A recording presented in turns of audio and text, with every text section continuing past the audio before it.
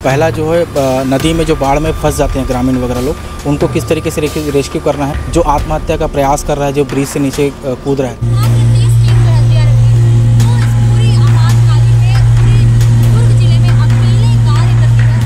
अगर पानी के अंदर में बेसिकली कोई डूब गया है तो उसको देखने के लिए उस उपकरण का प्रयोग किया जाता है, ताकि डीप डाइविंग जो अंदर जो जाए उसको पता रहे कि हमको किस दिशा पे जाना है और कितनी दूरी पे जाना है। पर जब वर्तमान में ये स्थिति उत्पन्न हो जाती है तो किस प्रकार के डिफरेंसेस 295 लोगों को, 30 गांव के 295 लोगों को जीवित बाहर निकाला, ये सबसे बड़ी उपलब्धि है। नमस्कार, मैं ईशा साहू और इस वक्त आप देख रहे हैं केपी न्यूज़। और जैसे कि आप सभी को पता होगा कि गर्मी के दिन जो है वो अब ख़त्म हो चुके हैं, उसी के साथ ही साथ बरसात ने एंट्री ले लिया और उसी के साथ ही साथ एसडीआरएफ की टीम ने जो है अपनी कमर कस ली है और आज जो है मॉक ड्रिल प्रक्रिया हो गई है।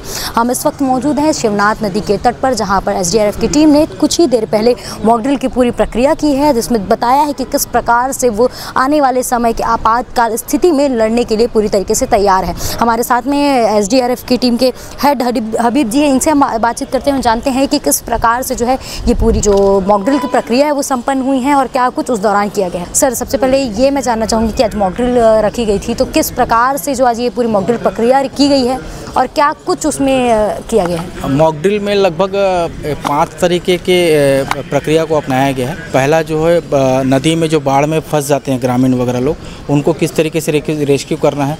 जो आत्महत्या का प्रयास कर रहा है, जो ब्रिज से नीचे कूद रहा है, उसको किस तरीके से रेस्क्यू करना है। हमारे पास जो देसी उपकरण हैं, जैसे बाल्टी हो गया या वाटर बॉटल हो गया या और कुछ प्लास्टिक के उपकरण, जिससे जो पानी में वो तैर सके, उसको किस तरीके से बाढ़ में अपन रेस्क्यू का उपयोग कर सकते हैं।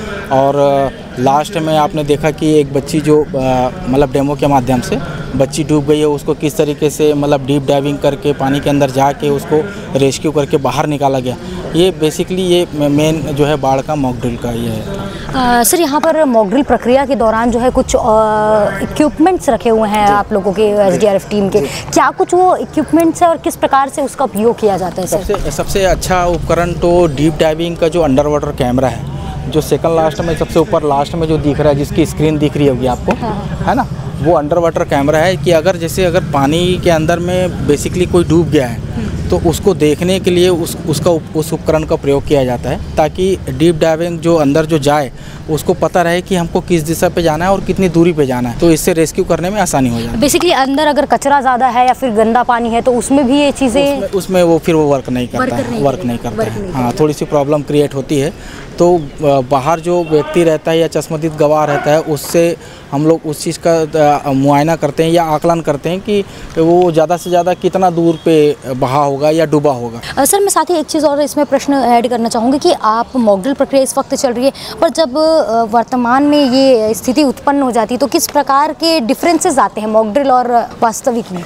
थोड़ा सा अलग है। हाँ, थोड़ा सा अलग है। प्रैक्टिकली बोला जाए तो बहुत ज़्यादा अलग है, क्योंकि मॉक ड्रिल करना ये तो पहले से तय रहता है कि कौन बाढ़ की जो है रेस्क्यूअर बनेगा, कौन टीम बनेगी या कौन उसका प्रैक्टिस करेगा, वो पहले से अभ्यास रहती है। लेकिन एक्चुअल में जब हकीकत मामला आता है या बाढ़ की स्थिति आती है तो स्थिति ठीक उसकी उलट रहती है। बहुत सारी क्रिटिकल कंडीशन आती है। जैसे लास्ट टाइम हमने लगभग 295 लोगों को, 30 गांव के 295 लोगों को जीवित बाहर निकाला, ये सबसे बड़ी उपलब्धि। लगभग 48 से 72 घंटे लग गए थे हमको उस रेस्क्यू को कंप्लीट करने में, और 30 गांव को कवर करना, और वो भी छोटी सी एक 30 लोगों की टीम के द्वारा, वो बहुत बड़ा चैलेंजिंग था। हम लोग को मतलब समझ ही में नहीं आ रहा था कि किस तरीके से करें, लेकिन गांव वालों का सहयोग मिला, सरपंच का सहयोग मिला, तहसीलदार, एसडीएम महोदय का सहयोग मिला, तो काफ़ी चीज़ें, बहुत सारी चीज़ें आसान हो गई। और अभी इसी वजह से गवर्नमेंट का एक अच्छा वो आया, आदेश आया कि आप लोगों की संख्या सीमित है, तो इसको जो है ज़्यादा से ज़्यादा गांव वाले लोग को जागृत करने के लिए एनसीसी और एनएसएस के बच्चों को सिविल डिफेंस की 1 दिवसीय प्रशिक्षण दी गई, जो बीआईटी कॉलेज में संपन्न हुई। लगभग 350 के आसपास बच्चे को हमने ट्रेनिंग किया है, और आगे भी हम लोग चाह रहे हैं कि 400-450 के बच्चों को धीरे धीरे और अच्छे तरीके से हम लोग मतलब ट्रेनिंग का कार्यवाही, ताकि हम लोग इसको बहुत आसानी से, इस बाढ़ की स्थिति को आसानी से हैंडल किया जा सके।